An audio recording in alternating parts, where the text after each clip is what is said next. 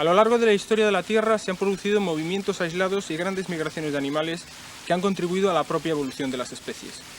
Fueron movimientos que se produjeron de forma gradual y progresiva, dando tiempo a los ecosistemas y especies que los recibían a adaptarse a los nuevos huéspedes.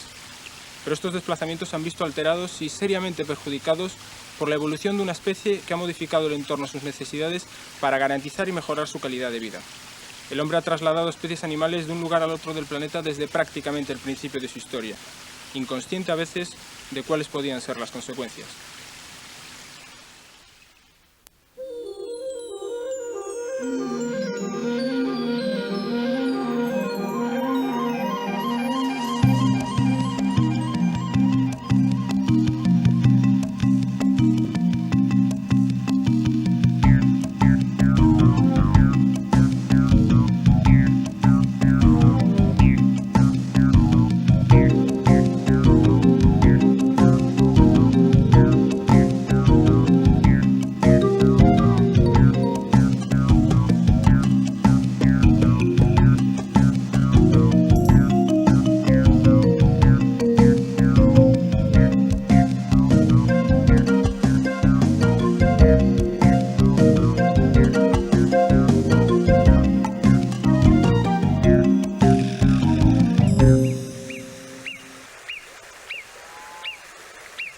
En este paisaje, la cordillera pirenaica marca las pautas de la naturaleza. Considerados como la columna vertebral más agreste de Europa, los Pirineos son una antigua cadena de montañas vomitadas hace millones de años por cataclismos de la corteza terrestre. En la actualidad, el trabajo de los glaciares que royeron estas montañas está presente en todas partes. Como consecuencia de los movimientos geológicos que lo crearon, el Pirineo saca a la luz los pliegues que, como las hojas de un libro abierto, dejan leer una página de su pasado. En pleno verano, los últimos resquicios de nieve justifican su perpetuidad tras haber alimentado los primeros arroyos.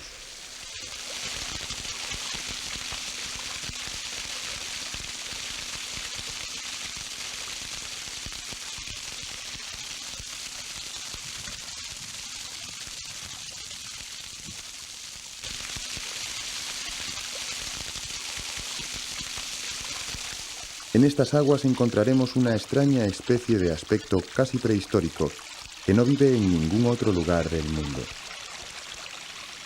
El tritón pirenaico vive en altitudes de hasta 3.000 metros en aguas cercanas a los 0 grados e incluso bajo el hielo. Pero no es el único anfibio que vive en el Pirineo y los renacuajos tendrán que vencer una carrera contra el tiempo si quieren convertirse en ranas antes de las próximas nieves.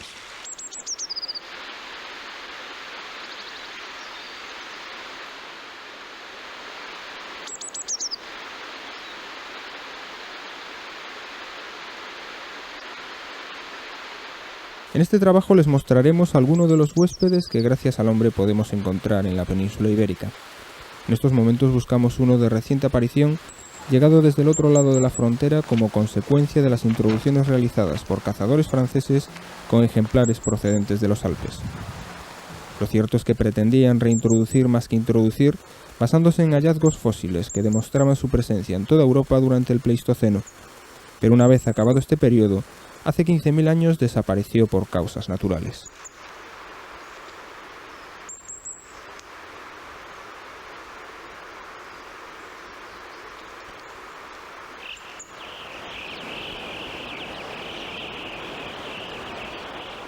Mientras nos adentramos en el Pirineo, las chovas piquihueldas forman parte de la orquesta de silencios que envuelve el paisaje rocoso.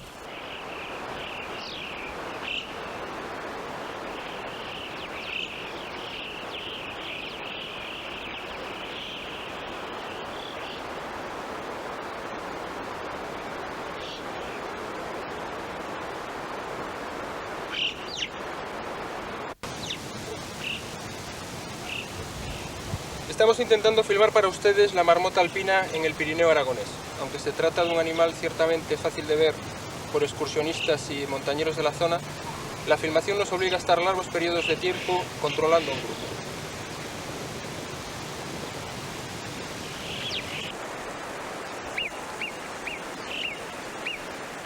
Las marmotas suelen vivir en grupos familiares que pueden formar colonias. Por lo general eligen laderas herbáceas orientadas hacia el sur, con una fuerte pendiente en la parte posterior que les proporcione lo que se conoce como espaldas cubiertas. Una lógica estrategia si tenemos en cuenta que en los Alpes el 50% de la alimentación de un águila real en época de cría está constituida por estos simpáticos animales.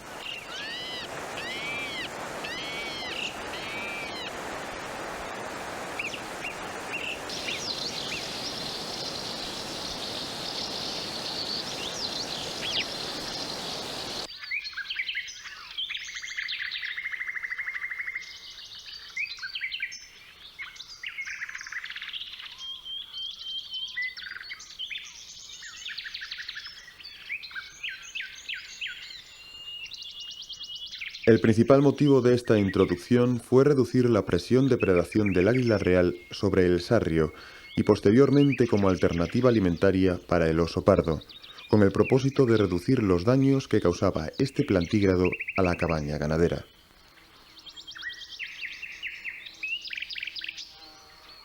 Otro dato importante a tener en cuenta es que esta especie no se ha caracterizado precisamente por ser un buen cazador, y que su alimentación está constituida en un 85% de vegetales, completándola con miel, insectos, pequeños mamíferos y carroña.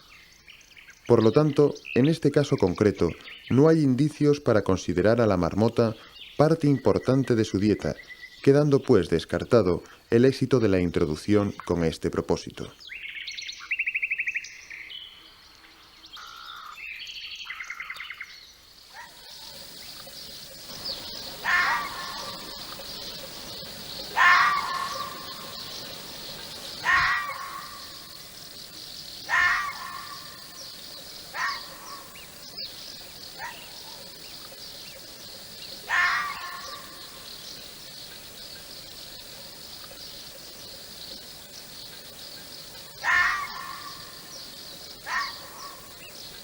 El zorro también se puede considerar un posible depredador, pero la compleja estructura social de las marmotas en ocasiones ha permitido la convivencia dentro de las mismas colonias.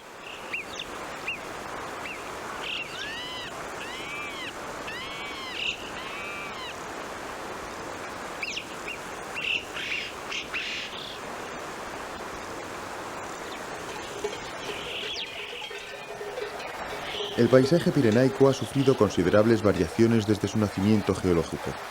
De hecho, una de las causas que supuestamente contribuyeron a la desaparición de la marmota alpina fue el cambio climático que permitió la subida del límite superior del bosque.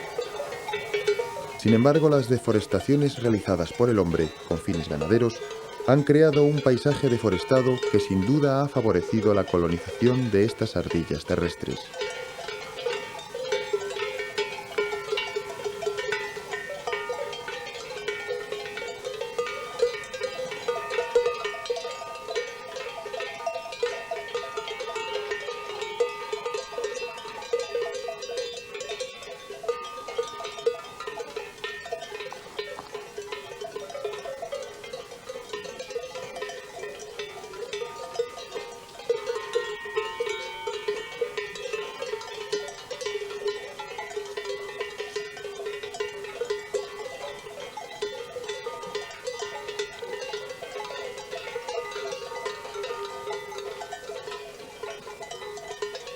En contraposición a los beneficios obtenidos del hombre, otro depredador de la marmota es el perro, sobre todo los de los pastores, que por su comportamiento resultan más difíciles de intuir que los otros depredadores.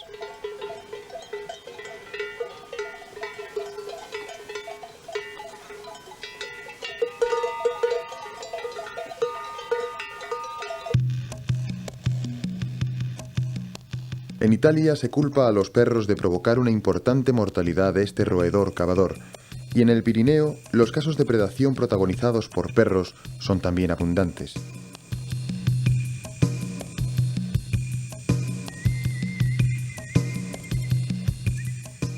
Su éxito parece basarse en los conocimientos que tienen sobre los hábitos de su presa. Al perseguirlas, no se dirigen hacia ellas, sino en dirección a la madriguera para cortarles el paso.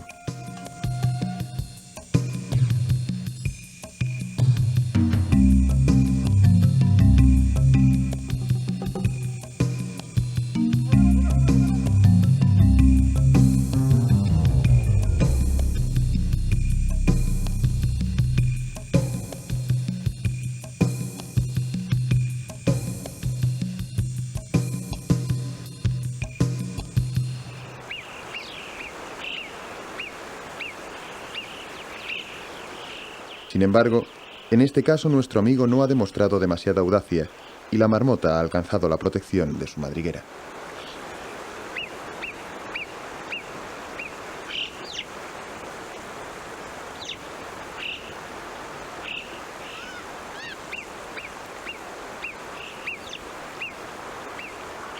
Hasta hace poco tiempo en Francia, las sueltas se estuvieron realizando de un modo totalmente incontrolado, debido a la iniciativa particular de cazadores, que capturaban marmotas en zonas donde son abundantes para, entre comillas, repoblar otras áreas. En la actualidad, existe un gran desconocimiento sobre las posibles consecuencias ecológicas que puedan producirse tras su introducción en el Pirineo. Lo que sí se sabe es que además de traer sus propios parásitos, se está viendo afectada por los pirenaicos.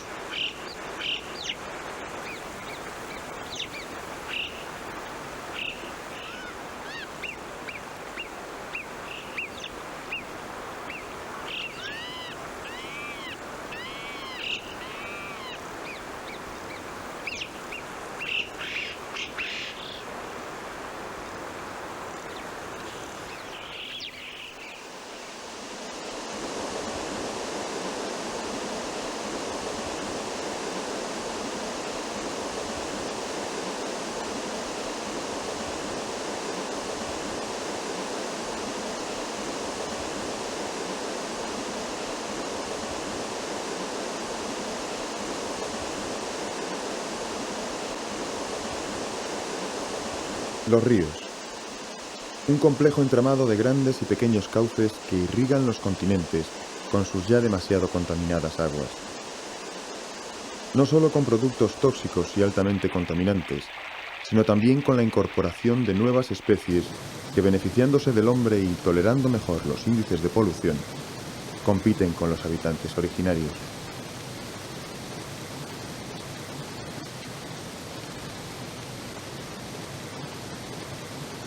Y lo cierto es que de entre todos los ecosistemas, los cursos fluviales son los más afectados por la introducción de especies foráneas o alóctonas.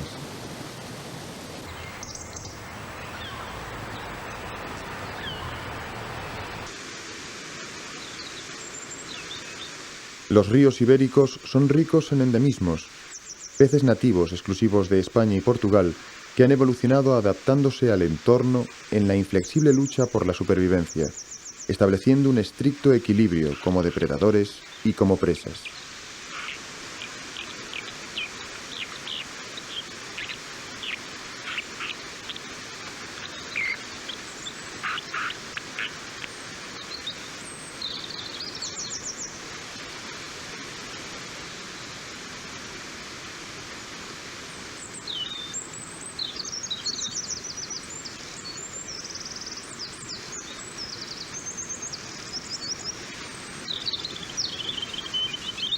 Un caso claro es el fartet, en serio peligro de extinción como consecuencia de la contaminación de las aguas, degradación del hábitat y la presencia de especies procedentes de otros países.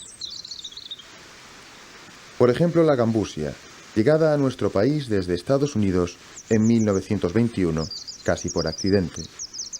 Por tratarse de un infatigable devorador de larvas de mosquito, este pececillo fue seleccionado por los italianos para combatir el paludismo en su territorio.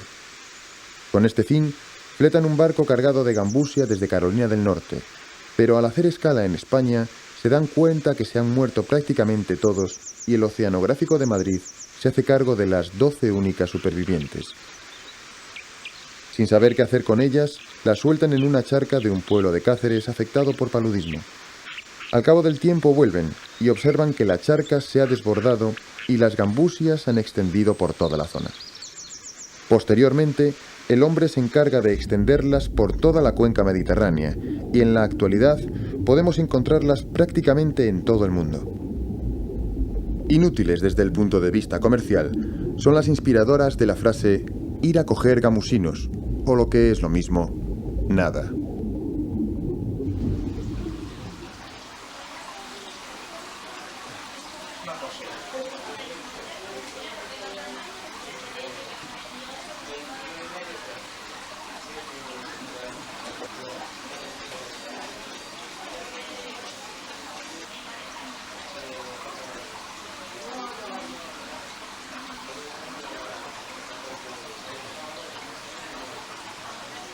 Por desgracia, la gambusia no es el único huésped que habita nuestros ríos. En la actualidad son muchas las especies de peces exóticos que podemos encontrar en una tienda de animales como esta. Peces que, como la carpa roja, acaban en nuestros ríos y pantanos causando serios perjuicios a la flora y fauna autóctona.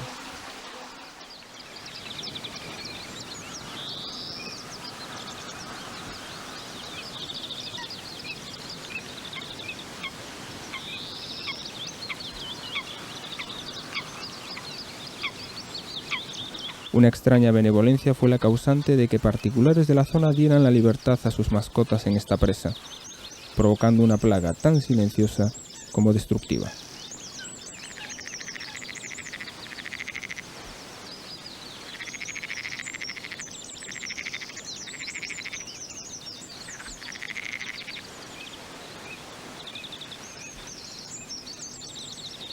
Podemos decir de todos modos que con la introducción de especies no solo se alteran las comunidades biológicas, sino también las culturales.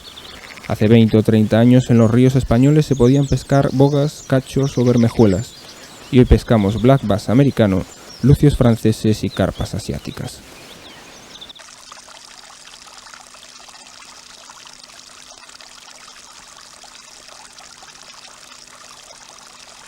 Quizás otro de los casos más conocidos y debatidos haya sido el del cangrejo de río, con la polémica creada entre tres especies.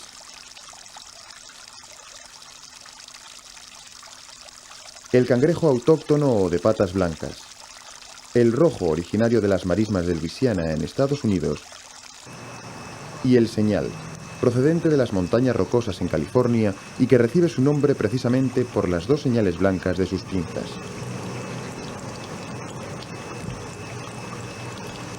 El cangrejo rojo de las marismas fue introducido por particulares en tramos de ríos próximos a sus viviendas, para que se reprodujesen y pescarlos con posterioridad. El principal daño que se le puede atribuir, aparte de alterar el ecosistema de los ríos y destruir los canales de riego, es la importación del hongo causante de la afanomicosis, enfermedad que en la segunda mitad de la década de los 70 causó la muerte masiva de cangrejo autóctono.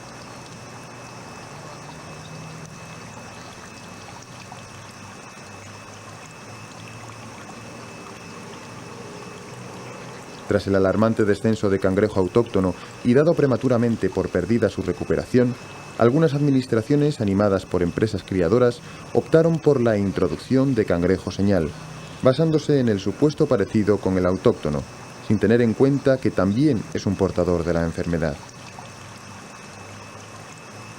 Una enfermedad que en el rojo y el señal es crónica y no les causa la muerte más que en casos de estrés biológico, mientras que en la especie autóctona provoca una mortandad del 100% de los individuos afectados.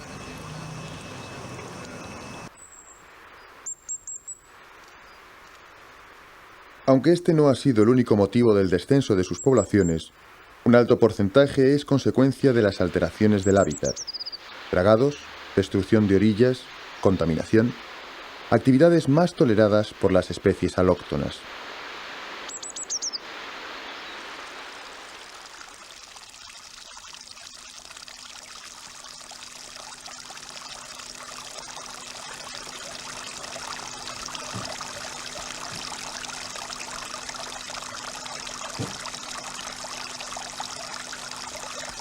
Actualmente el cangrejo autóctono sobrevive en escasos puntos de agua, unos artificiales donde fue llevado por la mano del hombre, otros de pequeña entidad y muy vulnerables a las acciones humanas y en los tramos altos de pequeños ríos. Aunque las últimas investigaciones estatales y europeas demuestran que esta especie podría recuperarse en muchos lugares de los que desapareció, siempre que el agua mantenga una calidad aceptable y no existan especies introducidas que mantengan la enfermedad, puesto que con la desaparición del cangrejo, desaparece también el hongo causante de la afanomicosis.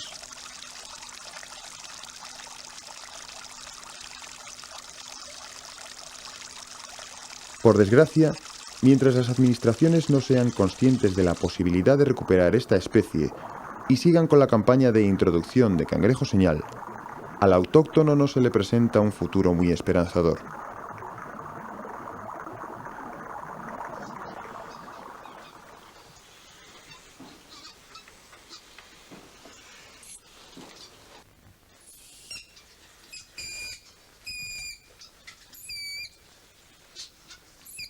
El bisón americano llega a Europa en los años 20 y a España a finales de la década de los 50. Traído como materia prima de la industria peletera, tras las fugas de las granjas, hoy cuenta con poblaciones silvestres estables en plena expansión. Aunque sería deseable profundizar en el conocimiento de esta especie y en el posible impacto que pueda ocasionar sobre los distintos ecosistemas, lo que sí se sabe es que se trata de una especie oportunista que podría perjudicar al bisón europeo, con el que además puede hibridar, empeorando la dramática situación en la que se encuentra la especie autóctona.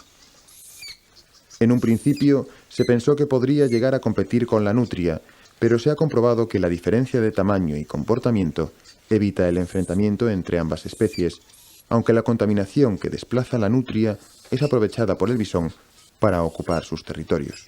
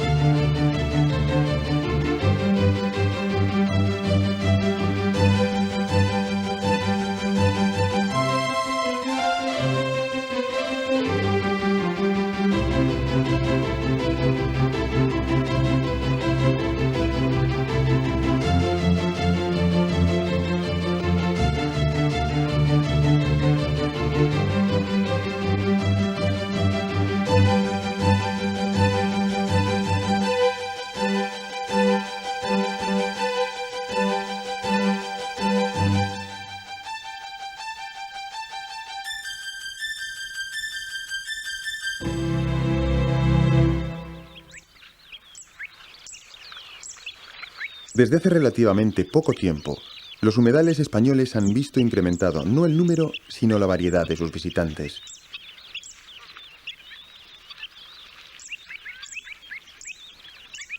Traída de América en los años 40, fue introducida la malvasía canela en una colección particular inglesa como ave decorativa. A partir de este primer núcleo, la especie proliferó y comenzó a reproducirse en libertad, incorporándose a nuestra fauna en 1983.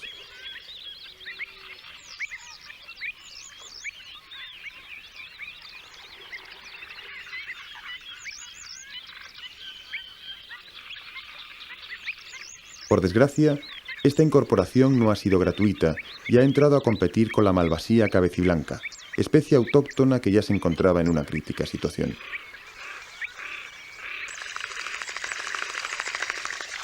A los problemas naturales hubo que añadir la llegada de una especie que pertenece al mismo género, mucho más agresiva y con la que además de hibridar, da como resultado individuos fértiles que puedan llevar a la extinción genética de la especie.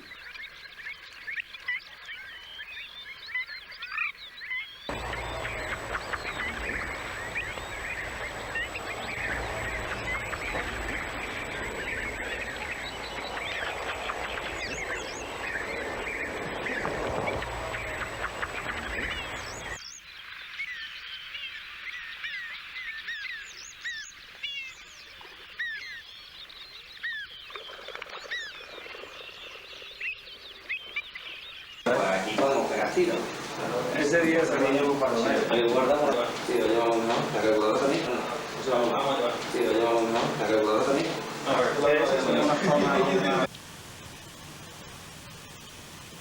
Por este motivo, la Administración está desarrollando un plan de protección de la especie autóctona.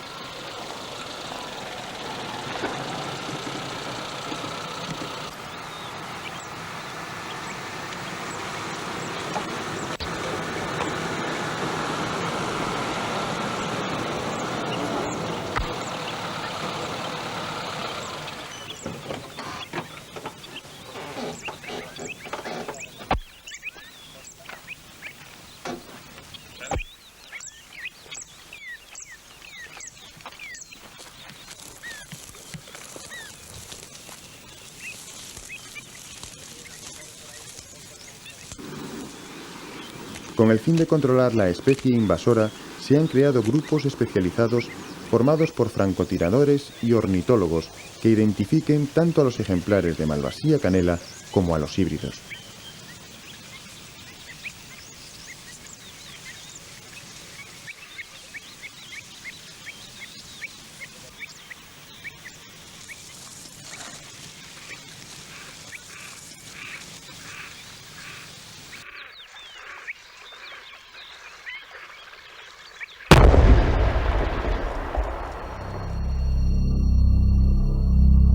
Una drástica, pero necesaria decisión si queremos preservar a nuestra malvasía.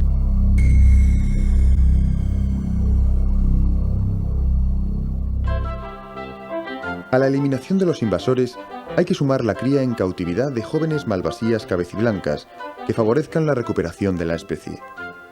Con este método, que se está realizando en el centro del Acebuche, en el Parque Nacional de Doñana, se pretende contribuir a la recuperación de las poblaciones silvestres.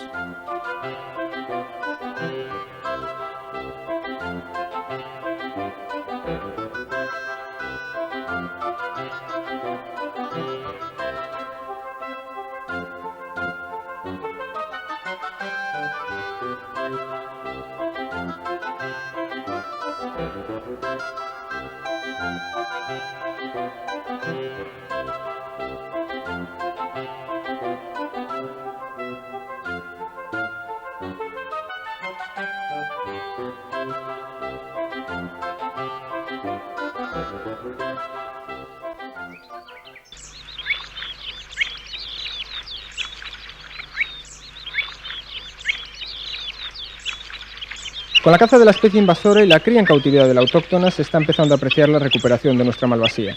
Con estas esperanzadoras perspectivas de futuro para la especie autóctona, les dejamos hasta una segunda parte en la que les seguiremos mostrando nuevos huéspedes.